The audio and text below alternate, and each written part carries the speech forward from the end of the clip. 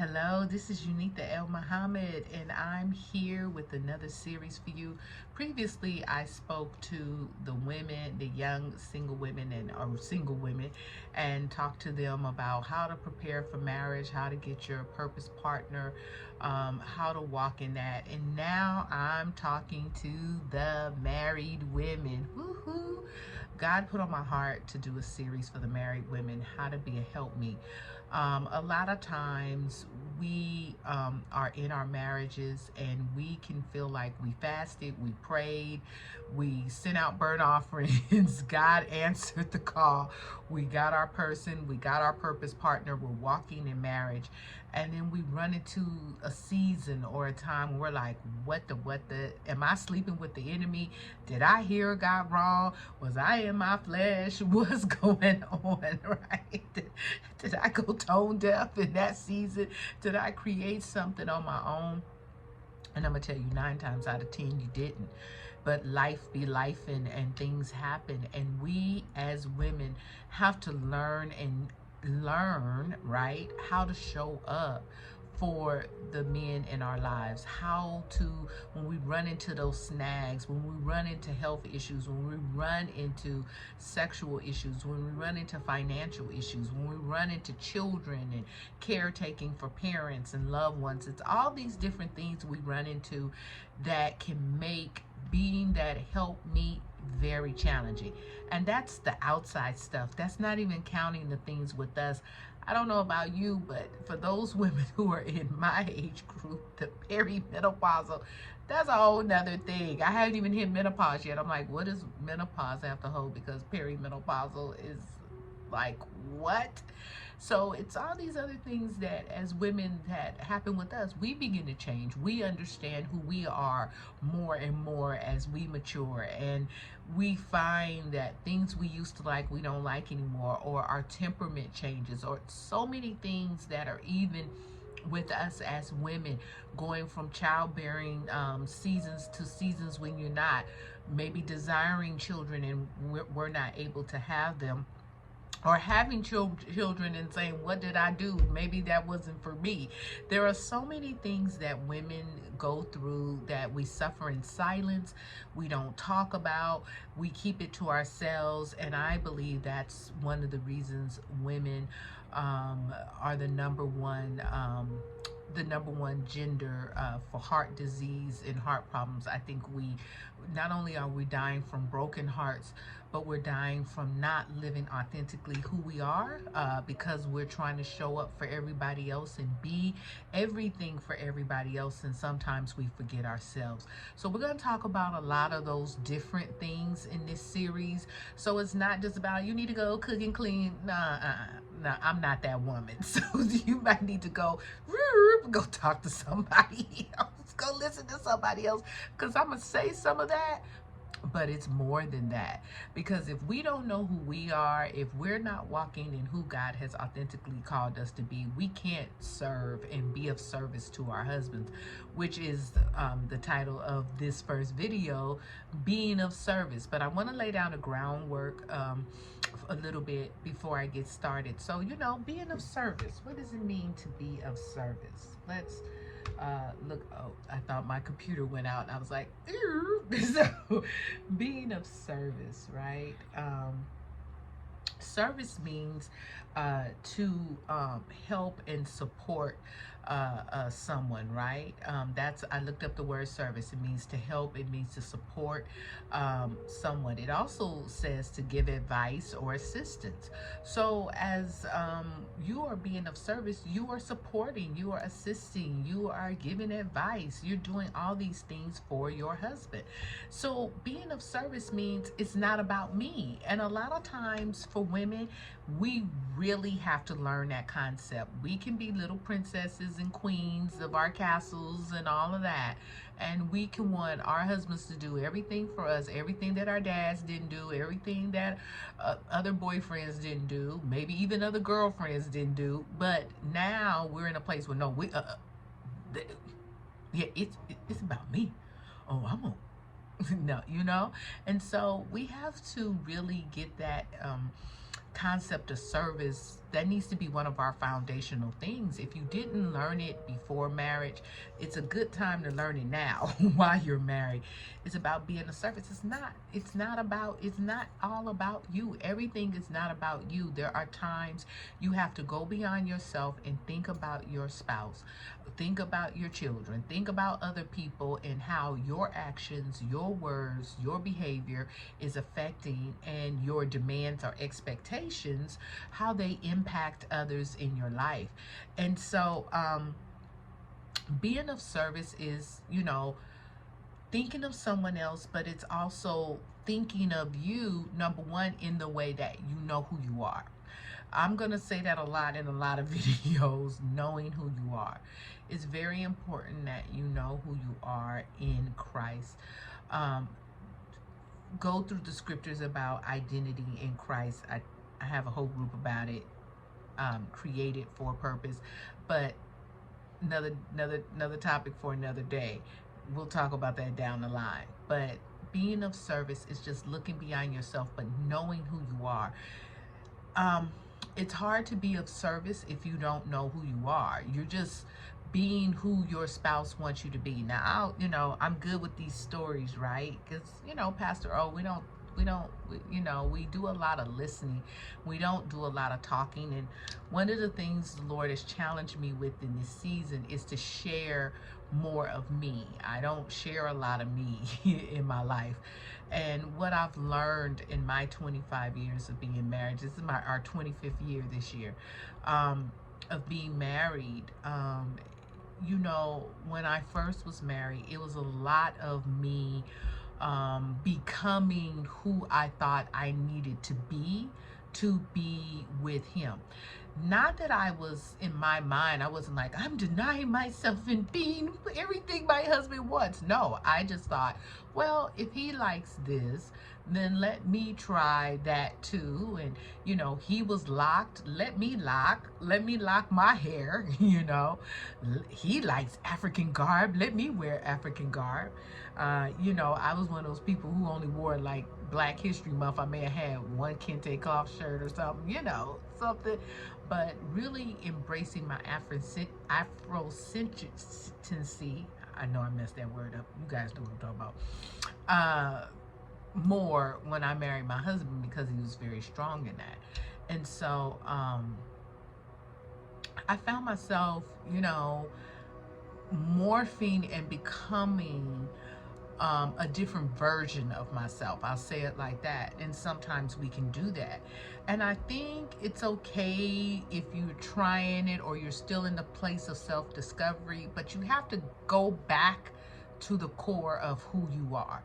Because what will happen, years will pass and you'll go, where did I go? What happened to me? Who did I become? Because I became someone so totally different as I became a wife. Now you're going from a single mind to a married mind, but you also have to remember who you are and know that you have to step inside. And it took me a while, and it took some years, and I had to say, okay, wait a minute, who am I? I'm a little bit of that, but I'm not full-fledged into that. I was like, well, some of this, I don't want to go drumming every weekend. I don't want to go to the drum circle every weekend. I don't. So I learned that I was doing all these things in such a way that I lost myself, and I had to rediscover and get back to the core of who I was, not just who I was before being married, but who I was in the midst of being married, right? Who I had become. So it's a little bit of both. Who you were before and who you had become. Mix them together. That's who you are in the current moment, right? And so when I did that, I found myself, I was showing up more authentically in the marriage, because everything my husband wanted to do, I didn't want to do. All of his interests weren't my interests. And it was prevalent. I mean, we could tell. I mean, it wasn't something like I was just whatever you want. No, it was, but there were certain things that I realized I gravitated to in a sense of discovery, but also in a sense of feeling like that's what I was supposed to do to be a wife. When I got to the place where I had to look at myself and see what I really wanted to do, how I really wanted to show up, what things really interest me, it changed the game for my marriage. It gave space for him to continue to show up authentically, and it gave space for me to show up authentically and for him to see me fully. And sometimes as women, it's hard for us to let our mates see us fully. So I don't want to go too much into my other points for the other videos, but this is the groundwork of service. This is why I'm talking about this, because it's the groundwork for service, because you got to get that together so that then you can be of service and you can serve your man from a sincere place. Now, when I mean serve, I don't mean fixing a plate, which that could be it. I do believe in that. I fix my husband's plate. I fix my children's plate, you know. It's nothing, I don't think that's anything wrong with that. I think it's respect. I think it's great and it's admirable. Some couples, you may feel like that's not important. As a man, a man may not feel it's important for his wife to serve him, and the woman may feel like, nah, that ain't me. That's fine. But try it. You know, I think it's humbling. And I was listening to a podcast today and I totally agreed, and I'm like, he all up in my lesson, but he was saying you can't even be humble if you don't know who you are. You can't even be humble, right, if you don't know who you are. And that's why I started with knowing who you are. It's the beginning of everything in this thing called marriage, because I'm gonna tell you, stuff will come up and you be like, I didn't know I'd do that.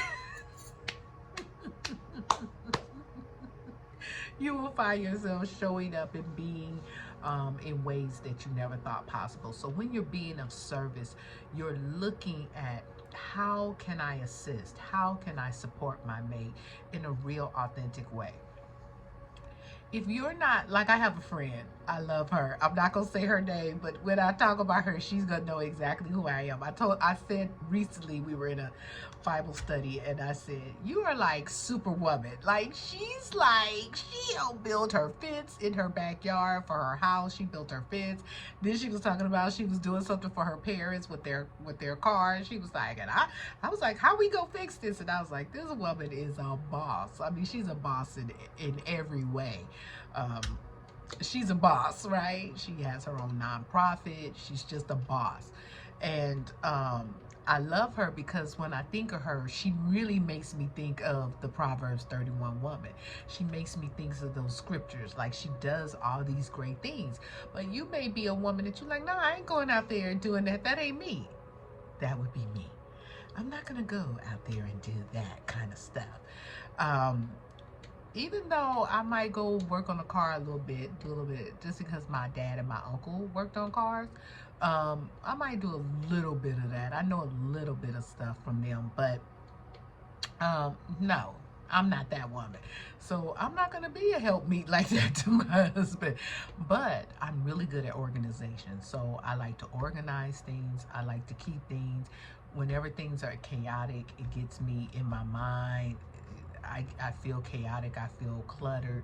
I like organizing things, so I can help you organize. I can help you strategize. I love to sit down and give me your vision and let's talk it through. Let's what does it look like? My husband loves that. So when we sit down and talk, my husband just starts recording me. He just puts record, because I get in a flow, and it's usually a prophetic flow. And he'll give me something. He's like, Unitha, I'm thinking about this. And I'll go, okay, well, what about, have you thought about this?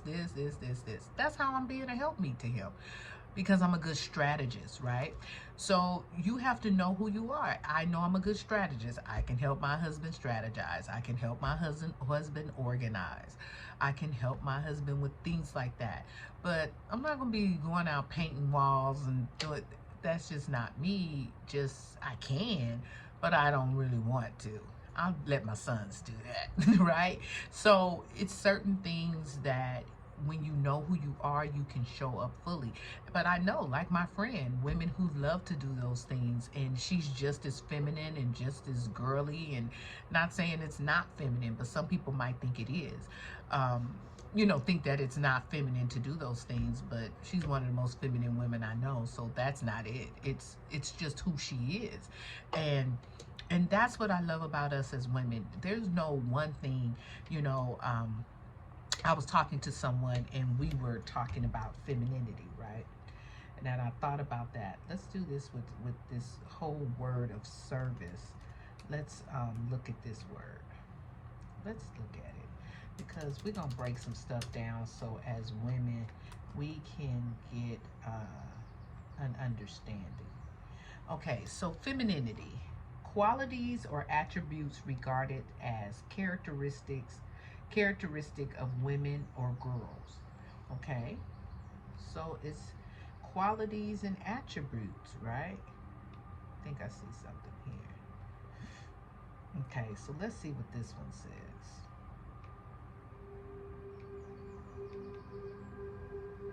Let's see what it says here. Okay.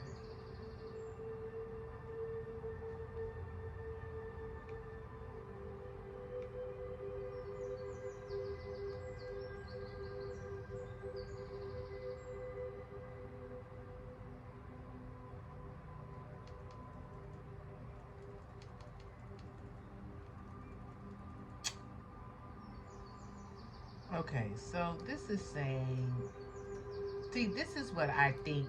I'm looking at this list and I'm like, I don't agree, but let's use this list as what the world says. So, of feminine and masculine. So it says big, and then it says small, strong, weak, hard, soft, tough, fragile, independent, dependent, active, passive, assertive, receptive, rebellious, conventional, dangerous, vulnerable, mature, immature, rational, irrational, cerebral, emotional, insensitive, sensitive, aloof, affectionate, serious, frivolous, practical, impractical, functional, ornamental, natural, artificial, sincere, manipulative. And so that was like the table of opposites, right? But I think those are the things that sometimes people like to say are attributes of being masculine or feminine. I don't think so. I think that those are attributes that people can have, but it's not necessarily, let's look at this one. It's not necessarily the masculine or the feminine. I want to make a point here, and I just want to find something to back it up. See, it's doing the same thing. And I think in some ways, I guess it's true, but in another one, I think, so let's look at this. It says feminine energy, receptive, passive, contractive, intuitive, inward. Masculine energy is projective, active, giving, expansive, outward. And then let's look at the natural feminine. The natural feminine is unconditional love, understanding, nurturing, tenderness, kindness, intuitive, creative feelings, stillness, flow, radiance, surrender, sensitivity, emotional ease, and allowing. And the natural masculine is confidence, inner strength, responsibility, focus, logical, support, stability, direction, protection, clarity, boundaries, courage, discipline, capable, certain, and assertive.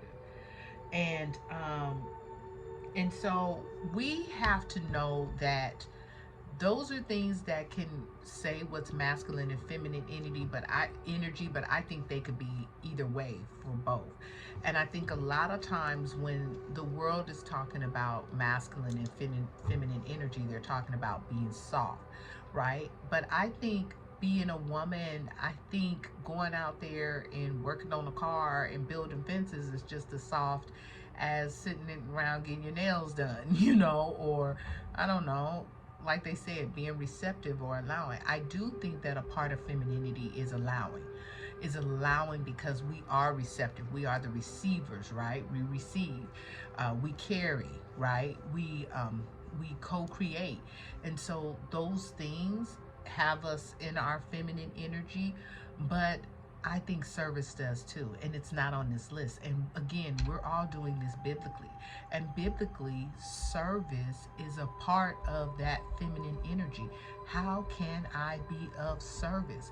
And service means you got to know your man. It can't be a relationship where it's all about you and it's just you and what you want and what you need. You know, I had to censor myself. I was going to say who it was, but I was talking to someone and they were telling me about their relationship with their boyfriend, and they were like, and you know, he needs to do this and that and this and that and this and that. And I was like, okay, but what are you doing for him? You have all these things that you want him to do, but what are you doing for him? And they were like, okay, ma'am, I'm gonna need you to do some things for him too. You gotta learn your man. You gotta know your man. That's a part of being that service, so that you can meet his needs, not meeting the needs in him that benefit you, right? No, that's manipulation. It's meeting the needs that he has, whether you agree with them, okay, so here's one for me. My husband likes to roller skate. How I meet the need for him is that I allow, in my feminine energy, I allow him. I don't be tripping. I don't care. Go skating. I ain't going, but you can go. I used to skate all the time, but I don't want to skate now in this season of my life. So I don't fight him like, why you going skating? What you going skating for? You need to be spending this time with me. No, because I know that's what he needs to get that energy out. So him and my sons, and sometimes my daughter, they'll go skating. Have fun. Be at it. I'm going to be back at the house sipping my tea.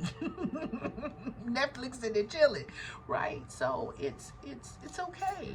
It's allowing people to be who God has called, allowing your mate to be who God has called him to be, without fighting against that or competing with his desires, with his wants. I go on, have a good time, and I set the stage for him. When I know he's like, oh, I'm gonna go skating on Friday, I be like, okay. So I make sure I have everything ready for him and conducive in the house, in his life, for him to go skating. That's me being a help me.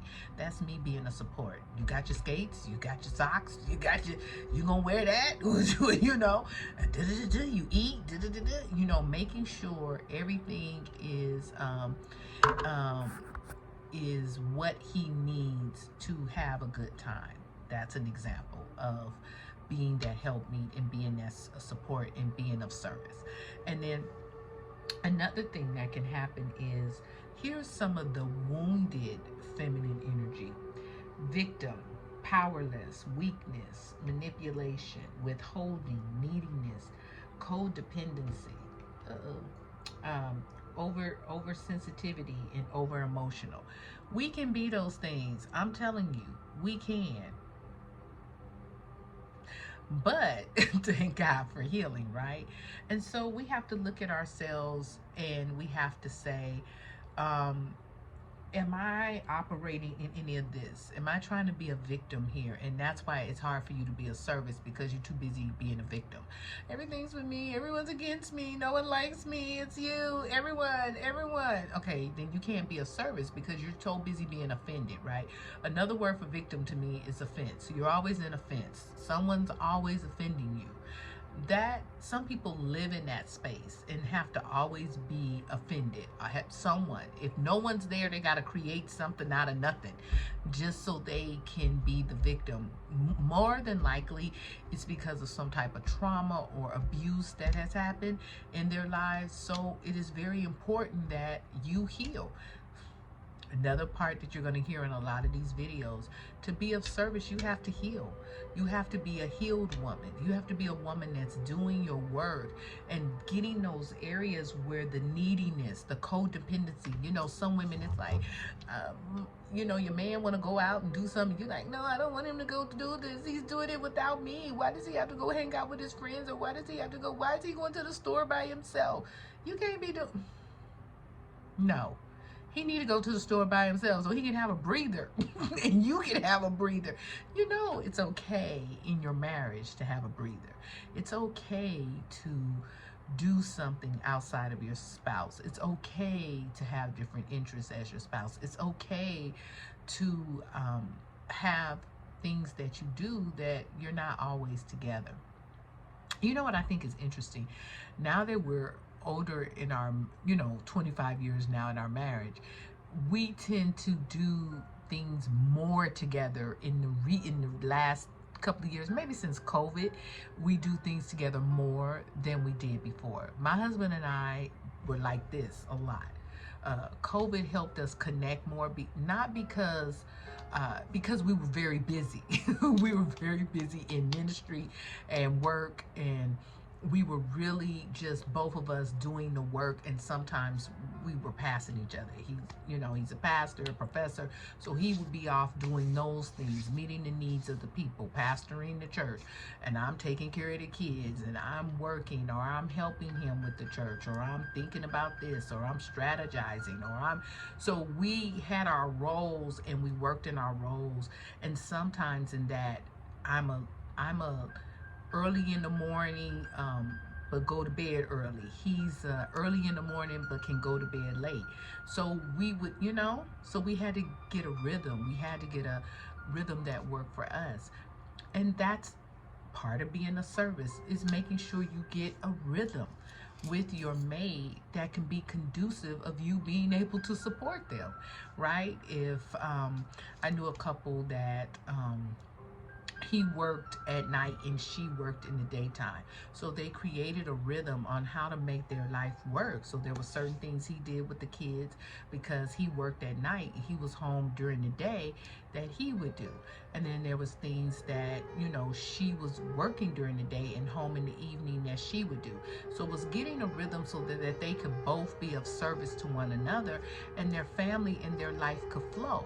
That's what service is about. It's about, how can I outserve? That's what Omar knew. How can I outserve? If my husband asks me, Unitha, can you give me some water? You go in the kitchen, can you give me some water? What? No, I ain't getting no water. Get your butt up. Get your own water. Now, that's not being of service. No, you're not being kind to your spouse. No, you get that water. And there are times I don't even ask, if he doesn't ask me and I'm looking there and looking at him, I go, I'm going in here, give me some water, let me get him some water too. That's being a service. It's just practicing kindness too, and being aware of the needs of your partner. And you have to be aware of their needs in order to be of service. When I go shopping and I go out, I'm not that woman. There are other women that are, and there's nothing wrong with it. I'm not judging it or anything. It's just, it's different strokes for different folks. But when I go out, I'm the type of woman that I tend to buy for everyone else. And I'm usually last on the totem pole. I remember a few years went back and I was like, I haven't bought anything new for me. I haven't got anything. I think I'm going to get something for me, because I'll buy for my children and I'll buy for my husband. So I'll get him some underwear, I'll get him some clothes or something, cologne, something that I'm out and I'm always thinking of what they may need, and I'm making sure that their needs are met, because I believe, this is me, when I help to meet their needs and the needs of my family, God's gonna make sure my needs are met, right? And he has, he really has. And so and then it's, what I've come to find is my husband and my children are eager to meet my needs, because they know, oh, mommy's gonna do it, right? Mommy, daddy's gonna say no and mommy's gonna be like, what you want? Okay, I'm gonna do it. So so it's making sure that we heal those areas of ourselves that need healing. We understand the needs of our mate so that we can be of service. And what you will find is, when you live a life of service, with your mate, you will find that that is a life that is full of joy and excitement. I really love being of service to my husband because he really is of service to me in such great ways. I am blessed, blessed, blessed. My husband, I think he's better than me. And that's why I'd be like, how can I serve him, Lord? You know, I think when we were early on in our marriage, I was more of service. Now he's more of service. It's just so interesting how things will go into marriage. But we both are just in service to each other. And you just find you have a better flow. You don't have a lot of conflict. My husband and I don't have a lot of conflict. We have little, I call them spats, because we'll be like, what? Did you say that to me? I didn't like the way your tone. We talk like that. Your tone, I didn't appreciate your tone of voice. Well, I didn't appreciate your tone, Unitha, when you said this, you know, or Unitha, I think I want you to spend more time with me. And I'll be like, oh, okay. And then I have to spend more time with him, you know. And so, because my husband and I, and that's another thing, you have to know yourself, you have to know your spouse, because we're both very independent people. And I'm an extrovert, he's an introvert. And so, but I'm an extrovert that when I get home, I like to be in silence. I don't have radio, TV, all that really that much. Very little, because I sit in silence a lot, because that's me regrouping. I'm hearing from God, I'm getting downloads, I'm praying for people. I just spend a lot of time in silence. And when I was single, I did that, of course, a lot. And so silence is good for me, right? I don't like a lot of noise. I don't like a lot of things like that. Where my husband, our house is like a party house, right? He's like da da da da, you know, him and the kids and all of that. But I'm in silence and solitude, and so we have to get that rhythm of that, and learn how to. We had to learn how to work with that and how to make that work for us. And so, because he's an introvert, I'm an extrovert. But then when he gets home, because he's an introvert, we both can be, he can be in his silence, I'm in my silence, and we both in silence. But we're in silence together. We're sitting there together in silence, and that works for us. That's a way that we connect, even in our silence, because we're together. It's about compatibility as well, right? But sometimes we have to get out of those shells, and we have to, you know, do some things and work together and make our marriages work. And one of the ways of just being of service. And I loved being of service. My husband and I both are so much in service. We recently had someone tell us, y'all need to stop being of service. Like, just be, you know, just take some time off and just be Omar and Unitha, because you're of service with people so much. But that's the place where my husband and I are very compatible. I come from a family of service. He comes from a family of service, because we come from families of ministry. And that's in our DNA for both of us. He was in Islam, I was in Christianity, but just of service, just families of service who like to help people. I remember as a little girl, I used to volunteer and do different things. So my life has always been of service because of the kind of parents I had, and his life was about being of service. His father was an imam. So it's a lot of service we both carry with us, and we do it quite easily, and it's enjoyable for us. So yeah, so we don't have a lot of selfishness.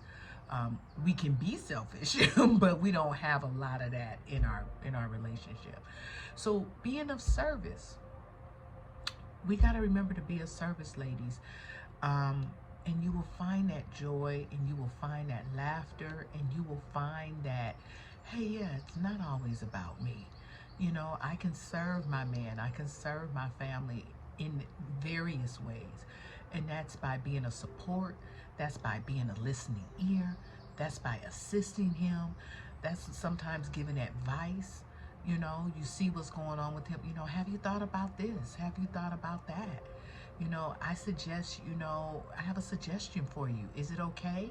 You know, I asked my husband, is it okay if I give you this suggestion? I'm like, what I think, what you should be doing. You out of order. No. Now, the young me in my first 5 years of marriage, I was doing that. But I've learned that don't work. That don't work, ladies. You can't be telling him what he need to do, what he should do, what he ought to do, what he... No. You say, oh, do you want to hear my advice? You know, I have a suggestion, you know. Let's, you know, here you go. So, and it just brings for harmony, right? And so next time I'm gonna talk about and go in deeper in the next video. I've gone a few minutes over. I just want to make these videos short, like 30 minutes. But we're gonna talk about doing your work. And so know that being of service and looking at yourself and knowing who you are and all of that, and we got into it a little bit today about doing your work. We're going to go back to this chart in the next video, and we're going to go deeper in about doing your work. This is Unitha L Muhammad telling you how to be that helpmeet, and as always, I wish you peace and blessings. Have a good day.